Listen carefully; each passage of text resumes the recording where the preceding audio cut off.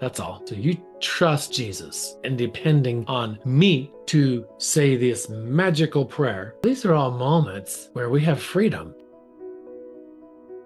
How do you ensure the survivor maintains agency and choice throughout the process? We have to assure them that I have nothing to do with this. Okay. I'm going to trust Jesus. I'm going to trust, some scriptures that we discuss. I emphasize 4 words. I trust you, Jesus. I still say it even after the fact, during, before. That's what I do. I'm going to trust Jesus through this entire process. And I want you to also. You don't need to trust me because I'm just someone that's kind of walking you through the steps. So your validity, your experience isn't with me. It's you and the Lord. This is between you and the Lord. This is your experience. This is your guys' time for you to allow Jesus to come in and clean some things up. I'm just going to walk you through the prayers. That's all. So you trust Jesus. It's amazing what happens when we do that, isn't it? That is quite deep though, because like you said, It is. it's a personal experience between the person and God. True. You're just a vessel being used to show them the way, to show Right. them the process, and then that's you done.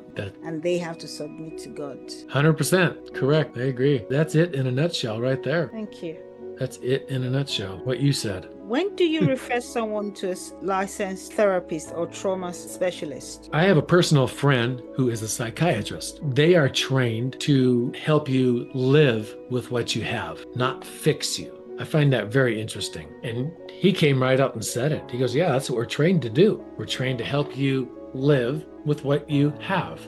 If you're fragmented, we're just going to assist you so you'll just be kind of calm. And that might include giving you some medication to bring you down here so you can kind of function in life. I would refer somebody in a very rare case, very rare, if they are not willing to do the work, if their expectations are like up here, wanting me to say a certain phrase or something like that, and depending on me to say this magical prayer to make it go poof and everything's gone, without them having that connection with Jesus and allowing him to come in here and clean this stuff out, then I'll just refer them to someone else. And that's because you feel they're not sincere, they're not willing to do the work, their expectations are unrealistic. And possibly they're not aligned, properly aligned.